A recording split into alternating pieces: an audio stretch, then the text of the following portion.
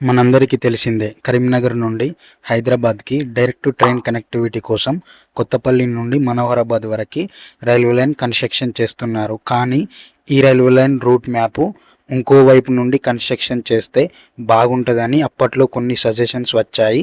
ఆ రూట్ ఏంటి అనేది తెలిస్తే మీరు ఖచ్చితంగా ఈ రూట్లో కూడా వెలిస్తే బాగుండేది అని ఖచ్చితంగా అంటారు.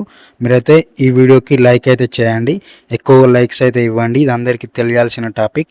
ఇక వీడియోలోకి వెళ్ళిపోయే ముందు ఛానల్ సబ్స్క్రైబ్ చేసుకొని బెల్ ఐకాన్ అయితే ఆల్లో పెట్టుకోండి.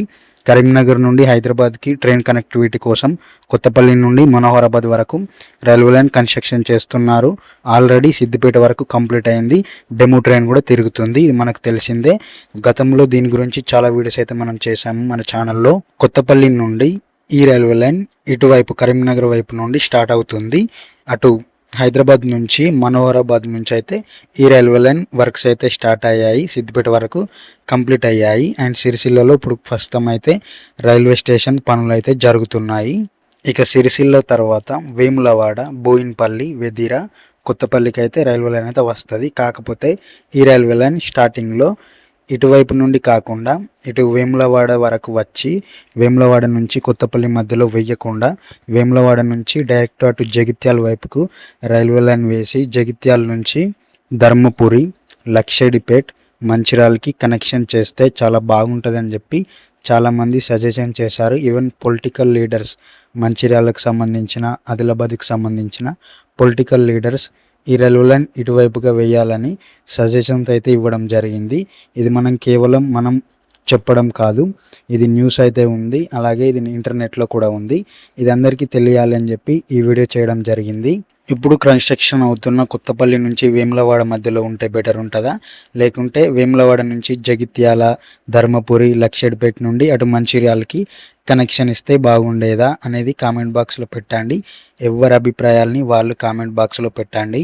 వేములవాడ నుండి ధర్మపురి, లక్షడిపేట, మంచిర్యాలకి కనెక్షన్ ఇస్తే బాగుండేది. కానీ ఇటు కరీంనగర్కి అలాగే కొత్తపల్లి నుంచి ఇటు హైదరాబాద్కి కనెక్టివిటీ అనేది ఉండకపోవచ్చు. ఎందుకంటే ఇటు వేములవాడ నుంచి మంచిర్యాలకి కనెక్షన్ ఇస్తే ఈ రైల్వే లైన్ మెయిన్ ముఖ్య ఉద్దేశం కరీంనగర్ నుంచి హైదరాబాద్కి కనెక్టివిటీ ఇవ్వడానికే. అలాంటిది వేములవాడ నుంచి ఇటు జగిత్యాల మీదుగా అటు మంచిర్యాలకి కనెక్షన్ ఇస్తే ఇటు కరీంనగర్కి అసలు రైల్వే ట్రాకే ఉండదు ఈ రూట్లో.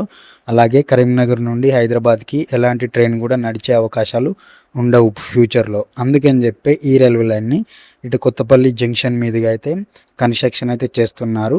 అప్పట్లో చాలా ప్రపోజల్స్ వచ్చాయి. అవును, ఇది నిజమే, మంచిర్యాల వైపుకు ఉండాలి, మంచిర్యాల వైపుకు ఉంటే న్యూఢిల్లీ నుంచి ఇటు సికింద్రాబాద్కి డైరెక్ట్ ట్రైన్ కనెక్టివిటీ కొత్త రూట్లో అయితే ఉండబోతుందని అందరైతే సజెషన్స్ అయితే ఇవ్వడం జరిగింది.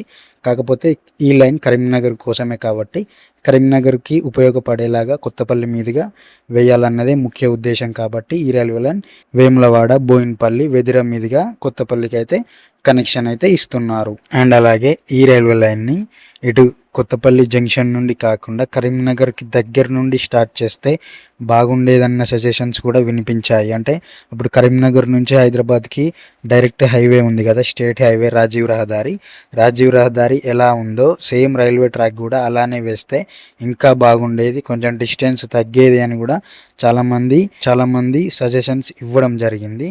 అప్పట్లో ఈ రైల్వే లైన్ రాజీవ్ రహదారి వెంటనే వెళ్తూ ఉంటే అవును డిస్టెన్స్ తగ్గేది, కాకపోతే కొన్ని ముఖ్యమైన నగరాలకి ట్రైన్ కనెక్టివిటీ రాకపోయి ఉండేది.